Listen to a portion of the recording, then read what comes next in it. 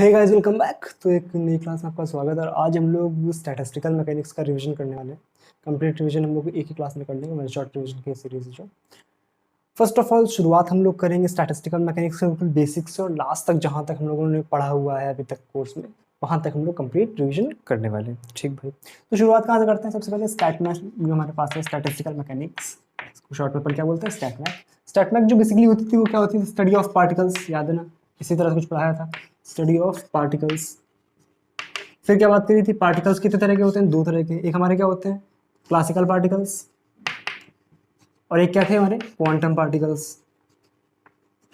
ठीक है ना? क्लासिकल पार्टिकल्स थे वो हमारे क्या होते थे? डिस्टिंग्विशेबल, डिस्टिंग्विशेबल याद है। और ये क्या थे हमारे? इनडिस्टिंग्विशेबल। ठीक है। क्वांटम पार्टिकल्स भी दो तरह के हम लोगों ने पढ़े थे। कौन कौन से थे? एक हमारे फर्मियंस और एक हमारे बोसॉन्स। फर्मियंस क्या थे?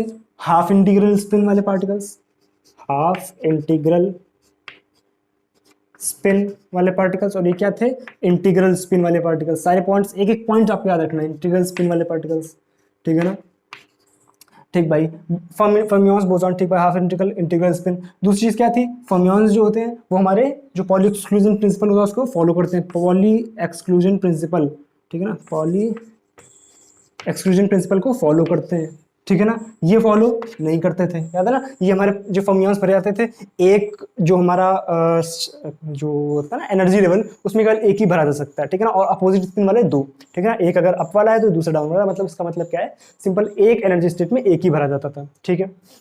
तो पॉली एक्सक्लूजन प्रिंसिपल को फॉलो करता था, ये नहीं करता है, ठीक भाई। ये इसमें तो पॉली एक्सक्लूजन सॉरी प्रिंसिपल की कोई बात ही नहीं होती है, ठीक है ना? एक तरह से ये तो हमारे क्लासिकल पार्टिकल्स है। दूसरी चीज क्या थी? ये हमारे क्या फॉलो करते थे? F is equal to M A. और ये क्या फॉलो करते हैं? Schrodinger's equation. एक एक पॉइंट बिल्कुल ध्यान से आपको याद रखना है, ठीक है ना? जब क्लासिकल पार्टिकल्स की बात करते हैं तो क्लासिकल पार्टिकल्स के लिए जब हम जो स्टैटिस्टिक्स फॉलो करवाते हैं दैट इज एमबी स्टैटिस्टिक्स, यानी मैक्सवेल बोल्ट्जमैन स्टैटिस्टिक्स। इसके लिए क्या होती है हमारे पास? Fermi Dirac statistics. और इसके लिए हमारे पास क्या होती है? बोज आइंस्टाइन स्टैटिस्टिक्स, ठीक है ना? मैक्सवेल बोल्ट्जमैन, फर्मी डिराक, बोज आइंस्टाइन, ठीक है ना? ये तीनों स्टैटिस्टिक्स ये फॉलो करते हैं। अब जब क्लासिकल पार्टिकल्स की बात करते हैं तो नंबर ऑफ वेज निकालने का तरीका क्या होता है हमारे पास? Omega is equal to pi N I by factorial N pi G I power N I, यही था, ठीक है? ये हमारा किसके लिए था? मैक्सवेल बोल्ट्जमैन के लिए, ठीक है? इसके लिए क्या आता है हमारे पास? Omega is equal to G I C N I. और इसके लिए क्या आता है हमारे पास? Omega is equal to factorial factorial N I plus G I minus one upon factorial N I factorial G I minus one. Correct है। इसके बाद क्या है? थोड़ी सी इधर लिख लेते हैं इसको, ठीक है ना? इसी चीज को भी इधर लिख रहे हैं। इसके लिए जब लिखते हैं हम लोग जो फॉर्मूला होता है हमारे पास, जो बेसिक फॉर्मूला होता है, इसके लिए क्या करते हैं? जब एन आई की वैल्यू कि किस ऑर्बिट में किस एनर्जी लेवल में कितने इलेक्ट्रॉन भरे कितने हमारे पार्टिकल्स भरे जा रहे हैं, तो उसके लिए फॉर्मूला क्या होता है? N I is equal to G I by e exponential e power alpha plus beta E I. ये किसके लिए था? मैक्सवेल बोल्ट्जमैन के लिए। फर्मी डिराक के लिए क्या था हमारे पास? N I is equal to G I upon E raise to power alpha plus beta E I plus one. ये किसके लिए था? फर्मी डिराक के लिए। और बोज आइंस्टाइन के लिए क्या आता था? N I is equal to G I upon E raise to power alpha plus beta E I minus one, ठीक है ना? ये किसके लिए हमारे पास? बोज आइंस्टाइन के लिए। अब आपसे कभी कभी इस तरह से सवाल पूछा जाता है कि फर्मी डिराक और बोज-आइंस्टाइन, या फर्मी डिराक और बोज आइंस्टाइन को मिला के क्या है? Quantum particles. क्वांटम पार्टिकल्स की जो स्टैटिस्टिक्स है उनको हमें क्लासिकल में चेंज करने के लिए क्या कंडीशन होती है? तो उसकी कंडीशन क्या होती है? G I by N I is much much greater than one, ठीक है ना? ये कंडीशन फॉलो होती है। अब आपको ये कंडीशन कहाँ से फॉलो होती है ना? अब यही इक्वेशंस को हम लोग सॉल्व करते हैं, ठीक है ना? अब वो इतना टाइम नहीं कि पूरा सॉल्व करें, ठीक है ना? ये कंडीशन आप याद रखो फिलहाल, ठीक है? अब इसके बाद अगली चीज क्या है? मेरे ख्याल से पार्टिकल्स की हम लोगों ने पूरी बात कर ली है। हमारे पास क्या क्या है? क्लासिकल पार्टिकल्स और क्वांटम पार्टिकल। क्वांटम पार्टिकल दो तरह के, फर्मियन और boson. Half integral, integral poly follow करते हैं, वो नहीं करते हैं, ठीक भाई? इनकी नंबर ऑफ फेज निकालने का तरीका ये, इसको अगर आपको ना दिख रहा हो तो मैं इधर लिख दे रहा हूँ, ये वाला formula. Omega is equal to omega is equal to क्या हमारे पास? Factorial N I plus G I minus 1 upon factorial N I factorial G I minus यही था ना, इसको मैंने यहाँ लिख दिया है, वहाँ शायद दिख ना रहा हो आपको साफ साफ। ठीक है, यहाँ तक बात क्लियर। अब इसको थोड़ा सा अगर आप चाहो तो नोट कर लो, इसके बाद थोड़ी जगह बना लेते हैं। अब इसके बाद क्या बात करते हैं अपन कि जब भी प्रोबेबिलिटी वगैरह की बातें आती है तो बेसिक प्रोबेबिलिटी जो है मैथमेटिक्स की आप वहां से सीख सकते हो, लेकिन जो अच्छे लेवल के क्वेश्चंस बन जाते हैं प्रोबेबिलिटी के क्वेश्चन, वो इसमें किस तरह सॉल्व कर सकते हैं। मान लो कुछ इस तरह सबसे सवाल दे सकता है कि एक लेवल ये, एक लेवल ये, एक लेवल ये, इसमें एनर्जी लेवल E1 की है, ये एनर्जी लेवल E2 है, ये एनर्जी लेवल E3 है। ठीक है ना, और आपसे बोला क्या गया है कि बताओ यहाँ पर पार्टिकल के पाए जाने की प्रोबेबिलिटी, यहाँ पर पाए जाने की प्रोबेबिलिटी और यहाँ पर पाए जाने की प्रोबेबिलिटी। तो प्रोबेबिलिटी निकालने का जो फॉर्मूला था वो हमारा होता है probability is equal to e raise to power minus beta E I upon summation of e raise to power minus beta E I. ठीक है, जहां पे इस नीचे वाले पार्ट को क्या बोलते हैं, पार्टीशन फंक्शन। पार्टीशन फंक्शन किस तरह से कहते हैं, summation e raise to power minus beta E I. ये मैंने क्या था, पार्टीशन फंक्शन। ठीक है, कैलकुलेट किस तरह से करेंगे, फॉर एग्जांपल अगर इसकी बात करें तो यहाँ पर इस वाले लेवल में प्रोबेबिलिटी कितनी है, P1 is equal to E raise to power minus beta E1 upon तीनों का summation E raise to power minus beta E1 plus E raise to power minus beta E2 plus E raise to power minus beta E3। ठीक है ना, इस तरह से निकालते हैं। इसमें क्या हो जाएगा, बस E1 की जगह E2 हो जाएगा, इसमें क्या हो जाएगा, E1 की जगह E3 हो जाएगा। ठीक है ना, इस तरह से सब में अलग अलग प्रोबेबिलिटी निकल जाती है और तीनों का समेशन क्या आएगा, P1 plus P2 plus P3 कितना आना चाहिए हमारे पास, 1। ठीक है ना, इस तरह से प्रोबेबिलिटी अपन कैलकुलेट करते हैं, पार्टीशन फंक्शन निकला। अब पार्टीशन फंक्शन भी अलग अलग जो हमारे सिस्टम्स होते हैं, हार्मोनिक ऑसिलेटर, हमारा 1D बॉक्स, इनके लिए निकलते हैं। ठीक है ना, तो जब भी पार्टीशन फंक्शन निकालते हैं किसके लिए, बॉक्स के लिए। बॉक्स हमारे कौन से थे, 1D 2D 3D। 1D के लिए जो हमारा बनता है पार्टीशन फंक्शन वो बनता है z is equal to LX by H 2 pi MKBT या KT सिंपल आप लिख लो पावर हाफ। ठीक है ना, 2D के लिए हमारा क्या बनता है, z इज इक्वल टू, इसमें क्या होता है LX तो होता है, तो इसमें क्या हो जाएगा LX L, ये सफिक्स में है ना आपका x, LY by H square 2 pi MKT power half की जगह इसमें होता है 1। ठीक है ना, और इसमें क्या आता है हमारे पास पार्टीशन फंक्शन होता है z is equal to LX LY LZ by H cube bracket के अंदर 2 पाई MKT पावर 3/2। ठीक है ना, इसमें पावर कितने जाते हैं, 3/2। ठीक भाई, ये पार्टीशन फंक्शन आ गया बॉक्स के लिए। जब भी मान करते हैं हार्मोनिक ऑसिलेटर, किसके लिए, हार्मोनिक ऑसिलेटर। हार्मोनिक ऑसिलेटर के जो लिए जो हमारा पार्टीशन फंक्शन आता है वो कुछ इस तरह से आता है, e raise to power minus beta H cross omega by 2, एक minute, beta H cross omega upon E raise to power, नहीं बाई 2 होता है। ठीक है ना, upon E raise to power minus beta H cross omega minus 1। Let me check, उल्टा लिख दिया मैंने, ये आपका माइनस में होता है, उल्टा लिख दिया, 1 माइनस, ये 1 minus E raise to power minus beta H cut omega. ठीक है ना, ये आपका आता है पार्टीशन फंक्शन किसके लिए, हार्मोनिक ऑसिलेटर के लिए।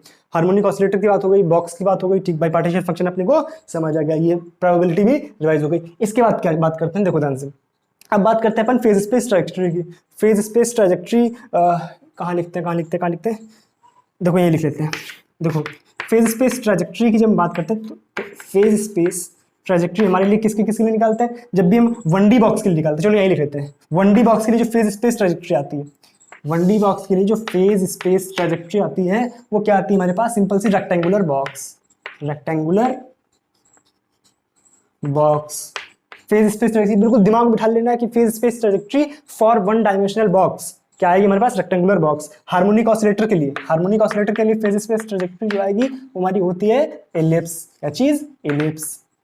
याद रखना बिल्कुल, याद रखना बिल्कुल, रेक्टेंगुलर बॉक्स और इलिप्स। दूसरी चीज क्या बात करते हैं, तीसरी जो बात करते हैं हम उसके लिए करते हैं पार्टिकल अंडर ग्रेविटी या motion under gravity. Motion under gravity, यही 3 चीजें में पढ़नी होती है, मोशन अंडर ग्रेविटी। इसके लिए जो हम बात करते हैं फेज स्पेस ट्रैजेक्टरी की, वो क्या होती है हमारे पास, होती है हमारे पास पैराबोला। क्या चीज बोला, पैराबोला। क्या बोला, पैराबोला। किसके लिए, मोशन अंडर ग्रेविटी के लिए। तो 3 फेज स्पेस ट्रैजेक्टरी याद रखिए। पहली हमारी क्या है, 1 डायमेंशनल बॉक्स, रेक्टेंगुलर बॉक्स। दूसरी क्या याद रखनी है हमारे पास, हार्मोनिक ऑसिलेटर, उसकी क्या होती है, इलिप्स। और हमारे पास जो मोशन अंडर ग्रेविटी है उसके लिए फेज स्पेस ट्रैजेक्टरी क्या आ जाएगी हमारे पास, पैराबोला। ठीक भाई, अच्छा बोला, जो भी आया समझ आया। ठीक, इसको नोट करो फटाक से। अगली जो हम बात करते हैं that is of the number of phase shell. किसके लिए, नंबर ऑफ फेज शेल निकालने के लिए किस तरह से कैलकुलेट करते हैं, देखो ध्यान से।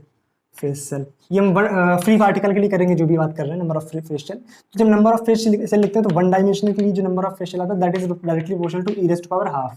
ठीक है ना, 2 डायमेंशनल में जो आता है वो आता है n is directly proportional to E, और 3 डायमेंशनल में जो आता है वो आता है n is directly proportional to 3 power E power 3/2।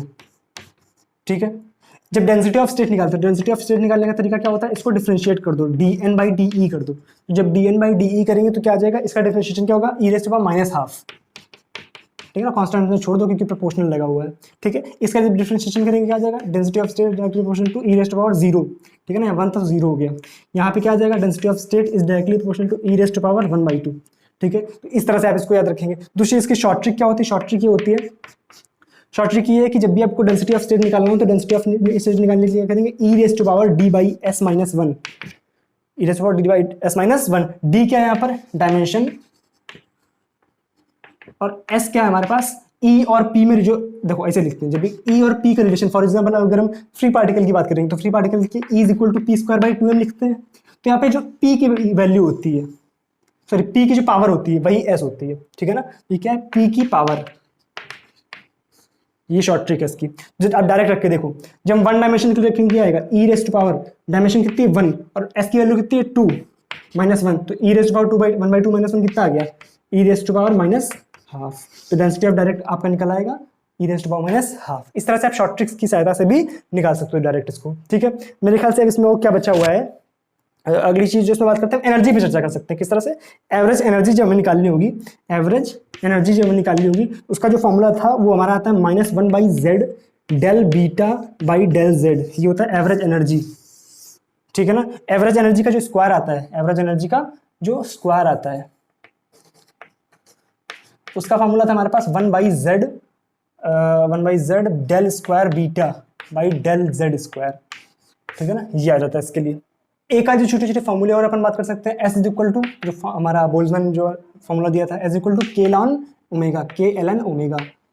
जब भी हमें एंट्रोपी कैलकुलेट करनी होती है, first of all number of ways calculate करते हैं, उसके हेल्प से हम क्या कर लेते हैं, एंट्रोपी कैलकुलेट करते हैं। क्या है, बोल्ट्जमैन कांस्टेंट। ठीक भाई, एक और जो फॉर्मूला हम याद कर सकते हैं हमारा, F is equal to U minus PS। इसकी हेल्प से पहले हम एंट्रोपी निकालेंगे, फर्स्ट ऑफ ऑल क्या करेंगे, एंट्रोपी निकालेंगे, उसके बाद से क्या निकाल लेंगे, F निकाल लेंगे। ठीक है ना, ये सारी बातें कर सकते हैं। इसके अलावा और जो हम बात करते हैं बीटा, बीटा की वैल्यू क्या होती है, ये भी वैल्यूज आप छोटी छोटी याद रखो। बीटा की वैल्यू क्या होती है, 1/KT। और अल्फा की जो वैल्यू होती है, अल्फा की जो वैल्यू होती है कि -μ/KT।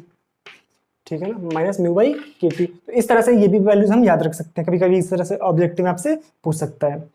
तो आई होप, मेरे ख्याल से अब इसमें कुछ खास बचा नहीं हुआ है। जो छोटी छोटी चीजें हैं वो भले आपकी थोड़ी बहुत कुछ बची हुई, मेरे ख्याल से तो मैंने कुछ भी नहीं छोड़ा। ठीक है ना, एक आपका जो मोटा मोटा सिलेबस है उसका आइडिया आपको लग गया होगा पूरा, एक तरह से आपका फुल फटाक से 10-15 मिनट में आपका रिवीजन हो गया होगा। ठीक है, तो अगर कोई शिकायत हो तो जरूर बता देना, और तारीफ हो तो अपने मन में रख लेना, कोई जरूरत भी नहीं है करना चाहो कर लेना। ठीक है, चलो कोई नहीं, अब मिलते हैं अगली क्लास में। तब तक थोड़ा सा पढ़ाई कर लो, उसके जो शॉर्ट नोट्स हैं लिंक डिस्क्रिप्शन में, आप वहां से जाकर डाउनलोड कर लेना। ठीक है ना, वीडियो को लाइक चाहना तो कर लेना, और चैनल सब्सक्राइब वगैरह चाहना तो कर सकते हो। ठीक है, आई हैव नो प्रॉब्लम।